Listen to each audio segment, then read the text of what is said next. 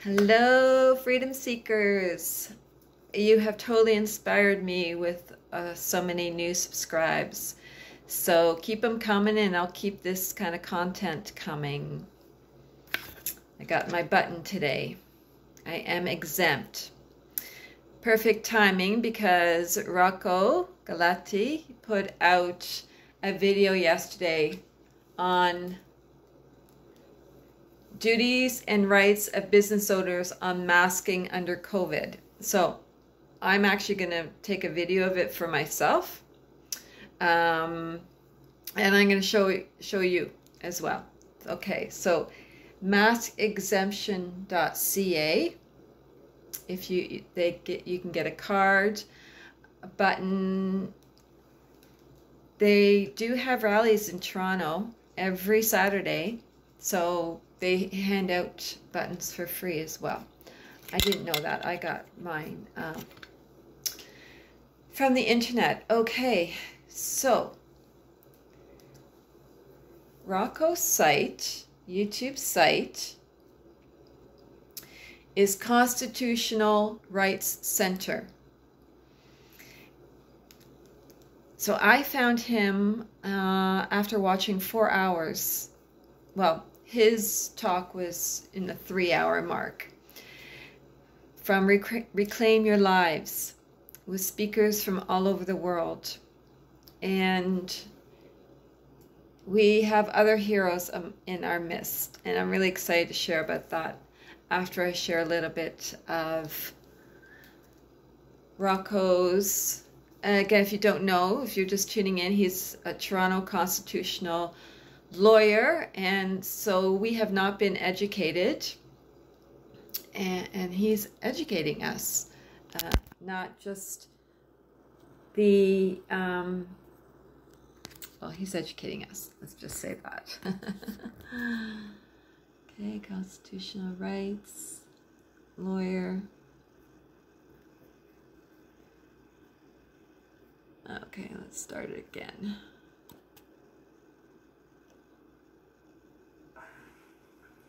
Business owners are required to ensure that they convey and to in fact ensure that people who come into their premises are masked. However, that's only half the law. The other half of the law, which is equally of force, is that there are exceptions and exemptions to the requirement to mask when they come into your business location. Those exemptions include medical, whether they be physical or psychological, physical problems with putting on a mask, given physical disabilities, and any of the grounds under the Human Rights Code. There are religions and creeds that find it offensive to wear a mask when they're dealing with people. And so those exemptions are permissible as exemptions to the masking laws. You as a business patron are not allowed to say to your patron, prove it. Show me medical note. What's your exemption? And you are not allowed to get the personal details of a person's medical or psychological details or get proof from a doctor to prove their exemption so they can frequent your establishment. That's generally barred by the various human rights codes in the provinces. Now, with respect to your employees, if an employee cites an exemption, depending on how you're structured, you have to respect it as well. Okay, so that's not my concern at the moment, but I have to tell you, so yes, there are many more lawyers getting involved, but I want to introduce you right now to Nicole Lebrasseur. And who is she? She's the founder of the Canadian People's Union. So first, we take back our health with the mask situation, the vaccines. Then we take back our country. So I did an interview with Cherie Ann, or Cherie, I call her Cherie more, but 2 years ago, October 2018. Cherie is coming tomorrow to see me, and over the weekend, hopefully I will meet Nicole in person. So we not only have heroes in Toronto, Nicole is also in Ontario, more out this way.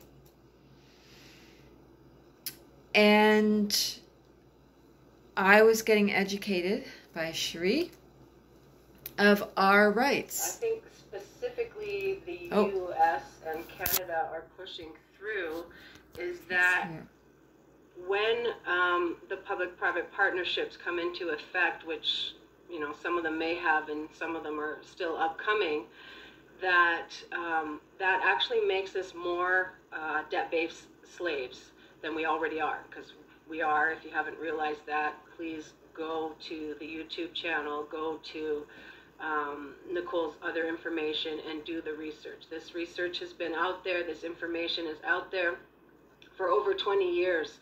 There's paper trails, follow the money. So, yeah. PPP.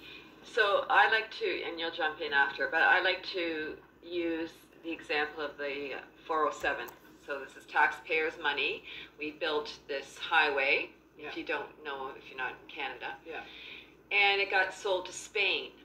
So now there's a toll, basically, to use this, and the money doesn't even come back to the people. It goes to another country. Right. So that's just one example. That's just one example, exactly. So it's not only corporations, it could be foundations, it could be groups. So basically what Wynn did with our hydro, the same thing, right? The hydro was the government, and then she started selling it to corporations. So if there's ever a problem, the government can't do anything. Right. So they abdicate their responsibility, but then they put it on us, the people. So one of the main issues with the public-private partnerships is the corporations own 51%, so it makes them the majority shareholders, and we only own 49%, which means if anything goes wrong, we're all the ones getting sued. We're all the ones that have to pay for it through our tax-paying dollars. So our hard-earned labor, which we're paying taxes on illegally since was the Temporary War Measures Act, which brought in our original personal taxes.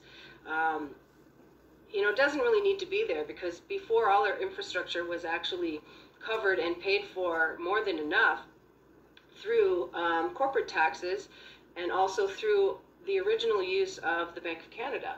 Right. Yeah, so we lost our right to actually print money for our own country and use it and have that interest, that small amount of interest, come back into being dividends in our own country.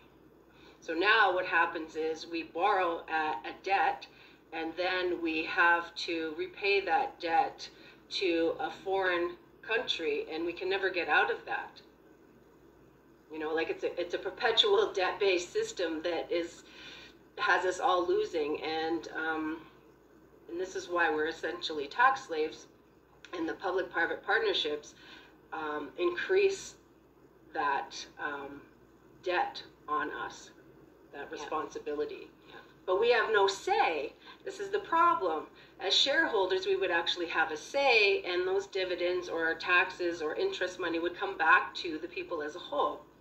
And so right now we vote for a representative, and if you followed the Comer case, which was about our right to actually use the Bank of Canada, and how Pierre Elliott Trudeau sold us out on that and had us getting money from private banks. In that case, the judge basically said that they lost the case because we voted for a representative to speak for us, and even though we didn't agree after we voted, they can do what they want, and we have no legal recourse. And it's set up like that in law. Right. So what is the solution that Nicole has? Well, one, that we are sovereign. Yes, we are sovereign. The will of the people supersedes the will of the law. But that takes the will of the people standing up and actually making a change, doing something, to stop voting for it, stop voting for the system, stop giving your power away. And Nicole's solution is that we vote for ourselves.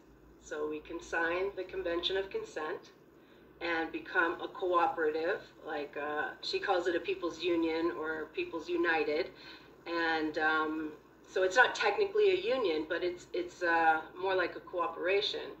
And that way we can actually all have a say through moratoriums and referendums.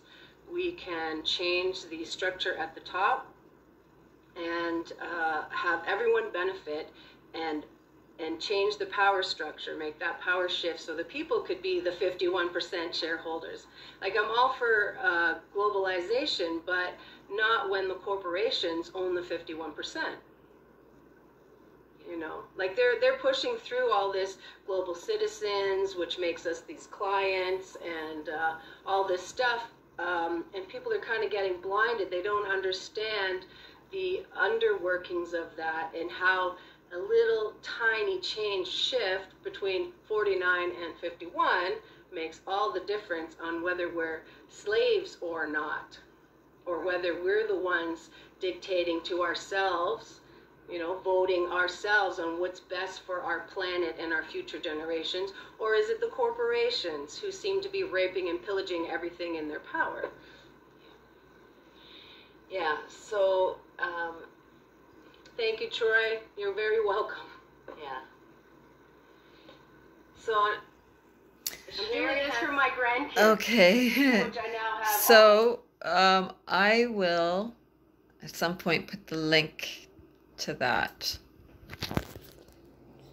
There is a little bit more, but anyways, there is hope. We have people who are educated, who are educating us. And, you know, no one was ready back then, 2 years ago. So, the best place you can learn more about Nicole's Freedom for Canada is myfreedom2017.com. So she was hoping in 2017 we could get people on board, Canadians on board, to take back our country. And there's actually one fellow wrote, let me see, it's taking a while to come up. Okay, so yeah, I just oh, here he is. Don Cunnings. Here we go. Here we go. Sorry. Thank you from the heart. I am 58 years old and wondered why, as a Canadian, we receive nothing for the wealth of our natural resources. The ridiculous waste of spending, i.e. Trudeau's should be spending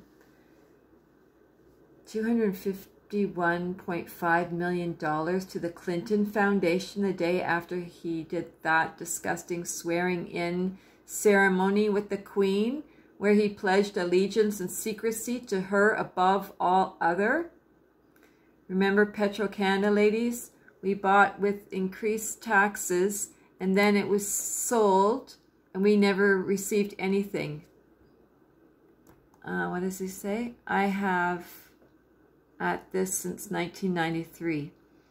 Thank the Central Bank of Canada. See Paul Heller's speech on how we built this country prior to the central bank and did not owe a dime. A bond would be issued and paid out. We've been completely ripped off. That is one thing. And then the idiot in Ottawa we have to face every day. So we're waking up now. Time to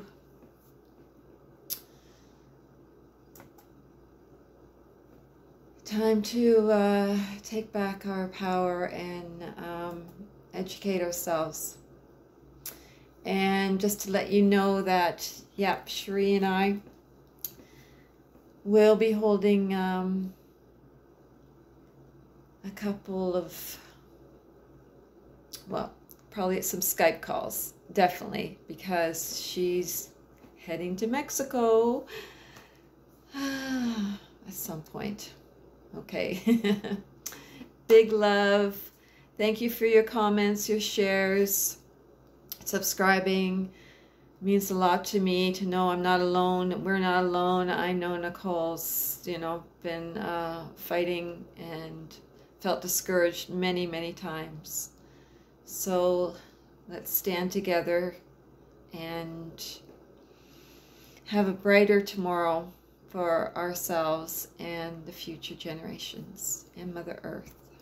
Big love.